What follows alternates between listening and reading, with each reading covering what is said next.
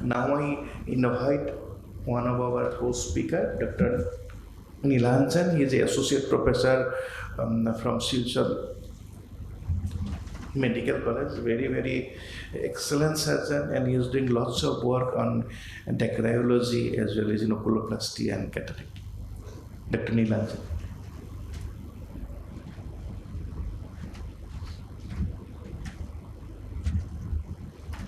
Thank you so much, Dr. Jayanta.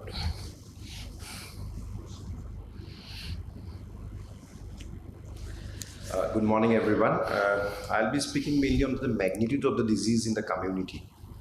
So we all know that the lacrimal drainage system is a complex apparatus. It is responsible for the flow of the tears from the eye to the nasal cavity. So it's what's causing epiphora. It may be punctal stenosis, canaliculitis, dacrocystitis. So mainly I'll be speaking on the epidemiology part. So the risk factors means older adults are at increasing risk of developing blocked tear ducts. Now if there is any chronic eye inflammations, you need to take care of that. Previous eyelid surgeries, nasal or sinus surgeries may cause scarring of the drainage system, or any radiotherapy in the facial region. So now coming to the prevalence of these lacrimal diseases. The two most prevalent disorders are primary acquired nasolacrimal duct obstruction, that is 51.56%, followed by congenital. And the most frequently entered proximal lacrimal disorder is punctal stenosis. Now we all know that maximum chronic dacrocystitis cases present in the 7th decade of life and predominantly affects the females. And the prevalence rate of acquired is 19.5 cases per 10,000 patients. Now these are some of the epidemiology regarding chronic and acute dacrocystitis, various studies. Now chronic dacrocystitis is more common than acute dacrocystitis. This is well published. So the reason for different presentations may be related to microbial pathogenesis of dacrocystitis, and there are pattern of geographical variations in the microbiology of acute and chronic, which I'll show you in one of my studies. Many studies have reflected that gram-positive organisms in both acute and chronic, that is Staphylococcus species, the most common. But in this is one of my own study, which you have done in Southern Assam in collaboration with Department of Microbiology, where we found Pseudomonas to be the highest in chronic dacrocystitis, followed by Staph aureus. Now, as previous speakers have spoken about congenital nasolacrimal duct obstruction, it is a common disorder in infant and the second most common cause of lacrimal diseases. Now, there is no sex predilection or genetic predisposition, but congenital inflammation of the lacrimal sac mostly occurs in poor socioeconomic conditions with poor hygiene. Now, there are two significant risk factors. One is prematurity and other is poor hygienic status. Now, what are the source of infection? So, there may be antegrade spread from the conjunctiva or retrograde spread. This is a study by Jayanta Kumar Das et al. And they found that mainly the spread is from the nasal mucosa, followed by lacrimal sac, then is the conjunctiva. Now, what are the reasons for high prevalence in the society? Majority is belonging to the poor socioeconomic status, poor workplace environment, no proper protective measures during working, and poor hygiene. And also, there is poor knowledge regarding disease condition and awareness regarding maintaining good hygiene. And it is also the poor socioeconomic status directly affects the poor affordability to health facilities. Now, another important question is why nowadays ophthalmic surgeons are not attracted towards DCR. Maybe these surgeries are attracted, means it comes with high risk and complications, and they feel that it is more time consuming and less lucrative compared to other surgeries. So little bit of the management part. Previously it was the domain of the ophthalmic surgeons. Now with the endoscope, ENT surgeons have come into the field. So there are advantages and disadvantages of external DCR. External DCR, you can do it, you can see it big, you can do it big, but the disadvantage is that there can be scar formation. Endoscopic DCR, no scar, but it is expensive. So there are a lot of studies comparing external and endoscopic DCR, and they found better results with external DCR. So the last slide is that prevention is better than cure. So you need to treat any eye inflammation promptly. So good awareness should be created among the masses, good personal hygiene, and better workplace environment. Thank you so much. Dr. Nilanjan, it was a good study. Yours also one.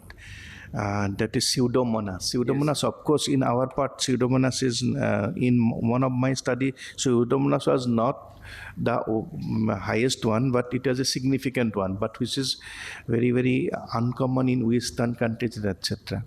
So, if there is a Pseudomonas, if you found that Pseudomonas, what will be, or are you want to change the antibiotic or something? Yeah, we want to preferably give a broad spectrum antibiotic which covers both the gram positive and the gram negative. Mm-hmm. So mainly we go for first try, means if it is not working, then you can go for the sensitivity report and all. Otherwise you can go for, first we can try ciprofloxacin also. It works good in our, this thing. It's a broad spectrum and it works in both gram and positive and negative. And if it is not working, then you can go for a antibiotic sensitivity. Ciprofloxacin is this in a village area, lots of that other doctors are also using, but we are fortunate enough now they reduce the use of ciprofloxacin. They reduce. That's why again there is another advantage. Otherwise, my protocol is that I just clean up the sac as much as possible during the time of surgery, and second is with a soak with betadine at least 1 minute before open up the bone. First I prepare the sac, so that's another. After few cases of secondary hemorrhage, then I realize it will be really difficult to treat for us. Secondary hemorrhage generally occurs from 5th night to 9th night. So it is very, very important, and it is sometimes it will be very difficult to tackle. Many the help of the ENT surgeon in my career. One patient need the help from ENT surgeons up to posterior nasal pack. So, but fortunate enough, our patients are very much not too much of, they are not vulnerable for secondary hemorrhage. I don't know why, but organisms are very, very virulent. Probably once we bypass another, and at present time, before open up the bone, I just clean by betadine for a 1 minute, so it will kill whatever organism maximum. That's another very important. So antibiotic may not work, but this is a very, very important one to just clean up with a solution. And second is that you can soak with betadine gas for 1 minute. No need to just you can put betadine also direct 10% concentration, or is a 10% one, you can just soak to it, but not by 5%. 5% may be weaker, so 10% soak to it for at least 1 to 2 minutes, it will kill. Very good presentation, Nilanjan. If you want to ask, okay, madam. Yeah, I just wanted to know, you just mentioned that the sources are now in increasing order from the nose, the lacrimal, and then the conjunctival. So, have you tried putting nasal antibiotic drops also? Does that play any role? Because of the organism goes in through the nose, and I guess the antibiotic will also. Has that been tried, or maybe betadine drops? Yes, betadine drop, it will be little difficult. If we put betadine drops in the nose, generally my technique, another I want to share with. For the prevention mentioned prevention point of view, but that betadine may not work in prophylactic. You are asking about prophylactic. Yes. So take home message there that if there is any rhinitis etc., patient can take care immediately from the ENT surgeon. If there is a conjunctivitis, we can go for a cultural sensitivity of the conjunctiva. In such cases, what happens? If there is an organism, we can treat proper way by scientific way. Suppose there is a pseudomonas, conjunctivitis due to the pseudomonas. So patient may land up with testing because sources are either from eye or from the nose. So as nose is not our part, for preventive aspect we can publish our report so ENT colleague can take care their part. But their following operations also during the after that DCR operation, so there may be a retrograde infection. That's why to overcome, I always prefer during my COVID era. So initially give it whatever xylocaine, botroclodotripin, then I soaked one betadine pack initially. So it will kill whatever organism is there, betadine. Then I can replace it at the time of once after 5-10 minutes. I replace it by other We have to also like peri-surgical, you were mentioning. Peri-surgical, but we have to propagate pre-operative. Whether we should make it a habit to Yeah, just yeah. refer all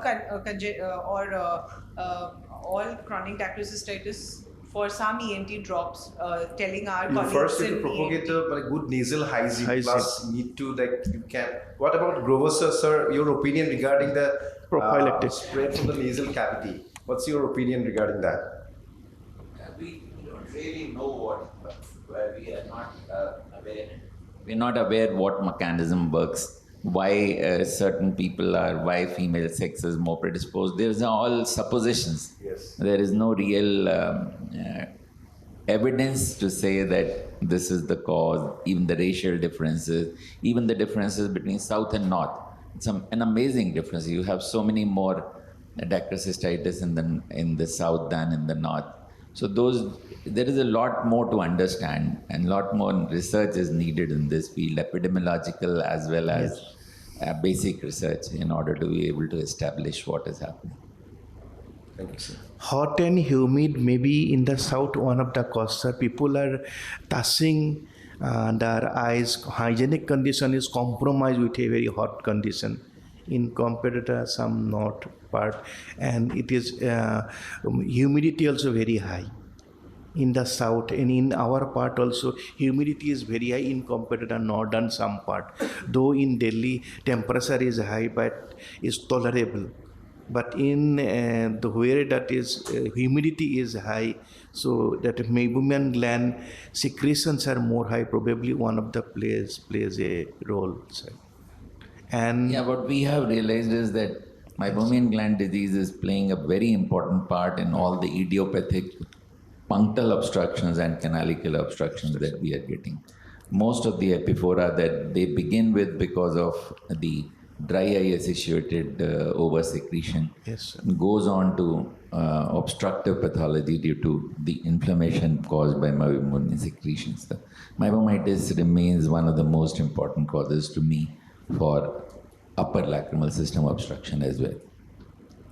Basically, those are multifactorial, very difficult to go for in one line direction for research. But my one observation is that there's a humidity along with the hot increases.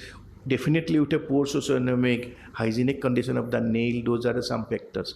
I always examine the nail of the patient. So always just not to properly maintain hygienic or long nail. Those are the some factors. Thank you, Dr. NILANJAN.